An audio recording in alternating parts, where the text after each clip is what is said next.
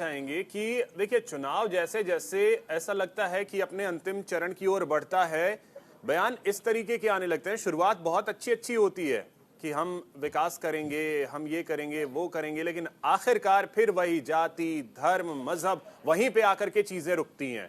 अब एक बार फिर से 2024 के चुनाव में भी वही लग रहा है। पहले चरण के खत्म होने के बाद से ऐसा लग रहा है कि अब वोट जो है वोटर्स यही देख के दे कि मजहब क्या है, धर्म क्या है, आरक्षण क्या मिलेगा, नहीं मिलेगा, 50 का कैप खत्म होगा, नहीं होगा, ये सब देख के अब वोटर्स करे 21वीं सदी में।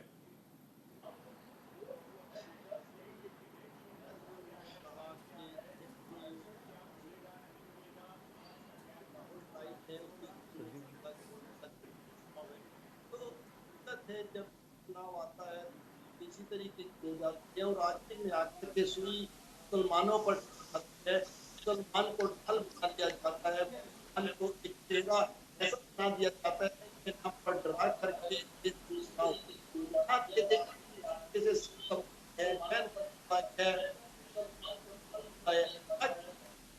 को ही क्यों अधिकार जाता है। मतलब ये है कि हमारे अंदर जाता है तो आज जाता है बात करते हैं तो संदीप जी, आपकी कुछ ऑडियो की समस्या आ रही है, ऑडियो आपकी क्लियर नहीं आ रही है, तो उससे दुरुस्त करते हैं, फिर आपके पास आते हैं। मैं पीसीआर की टीम से रिक्वेस्ट करता हूं कि जल्दी से इसे दुरुस्त करें। तब तक अश्विनी दुबे जी आपसे समझना चाहेंगे, जरा सा पहले सर आपसे ये समझना चाहेंगे, अभी जो वर्तमान में हमारे देश में आरक्षण की व्यवस्था है उससे जरा क्लियर करें। और 50 का जो कैप है, हालांकि कई राज्यों में वो कैप जो है उसको क्रॉस किया जा चुका है, लेकिन नेशनल लेवल पे अगर हम समझें तो क्या उससे क्रॉस कर पाना इतना आसान है? नहीं, देखिए, कोर्ट की 5 जज ने इंडिया के मामले में साफ कहा कि किसी भी परिस्थिति में आरक्षण 50% से अधिक नहीं होगा, और अगर इस सीमा का उल्लंघन होता है तो वो सुप्रीम कोर्ट के आदेश का वायलेशन होगा, कंटेम्प्ट होगा। और आप याद करिए कि जब महाराष्ट्र में मराठा आरक्षण के कारण 50% की आरक्षण की सीमा का उल्लंघन हुआ था और महाराष्ट्र सरकार ने मराठाओं को कुल सीटों का 16% आरक्षण देने का निर्णय किया था, और बॉम्बे हाईकोर्ट ने उसको सरकारी नौकरियों में 12%, शैक्षणिक संस्थानों में 13% कर दिया गया। और जो मैटर सुप्रीम कोर्ट में आया, सुप्रीम कोर्ट की जस्टिस खानविलकर की बेंच ने उस आदेश पर रोक लगा दी थी।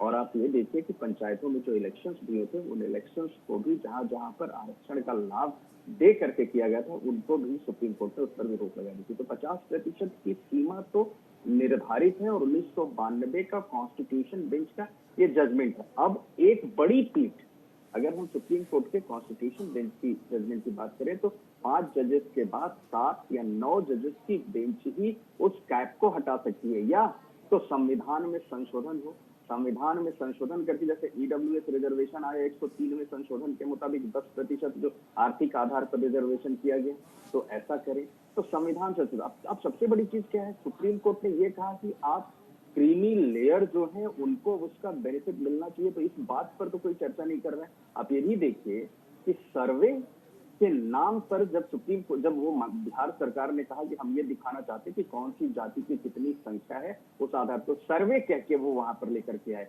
बल्कि अगर हम देखें कि अगर वो ये कहते कि हम आरक्षण ये निर्धारित करेंगे, जातिगत आधार पर आरक्षण देंगे, तो शायद उस पर रोक लगा। तो बड़ा टेक्निकल वर्ड यूज करके वहां की जो उस समय की सरकार थी वो आई।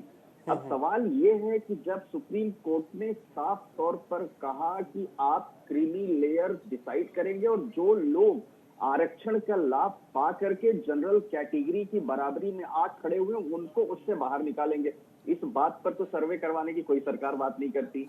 इस बार पर तो बात नहीं कहते कि नहीं हम करेंगे, वो ये जरूर कहते हैं कि हम आरक्षण देंगे। मैं समझता हूं कि ये एक ऐसा पॉलिटिकल स्टेटमेंट है जिस स्टेटमेंट की कॉन्स्टिट्यूशनल वैलिडिटी कुछ भी नहीं। कॉन्स्टिट्यूशनली जैसे ही वो सुप्रीम कोर्ट में आएगा तो वो चैलेंज होगा। आप याद ही करिए छत्तीसगढ़ में जो भूपेश बघेल गवर्नमेंट थी उसने भी रिजर्वेशन बढ़ा करके 73% कर दिया, 50 को बढ़ाकर। वो गया गवर्नर के पास पहली बार। अब एज पर कॉन्स्टिट्यूशन गवर्नर एक बार ही रिटर्न करती, दूसरी बार लेकिन गवर्नर को पावर है को प्रेसिडेंट को ओपिनियन के लिए भेज सकती है।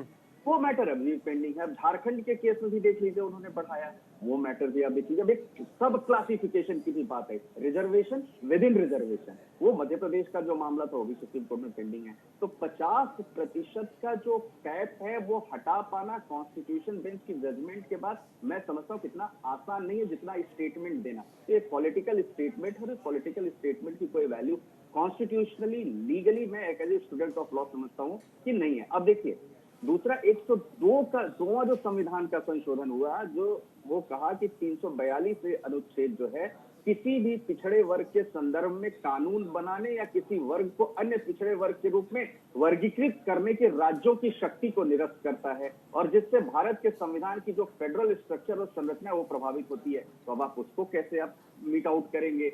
77वां जो संशोधन था, जो 1995 में इंदिरा साहनी निर्णय के बाद आया, उसको कैसे करेंगे? 81वें संशोधन को कैसे आगे लेकर जाएंगे? ये तमाम बातें तो मैं समझता हूँ जिसकी जितनी भागीदारी, हिस्सेदारी है, ये कह रहे हैं जिसकी जितनी संख्या है, एक पॉलिटिकल स्टेटमेंट है। इससे ज्यादा अब कुछ नहीं। सुप्रीम कोर्ट के होते हुए ये सब चीजें नेक्स्ट इम्पॉसिबल है। ठीक है।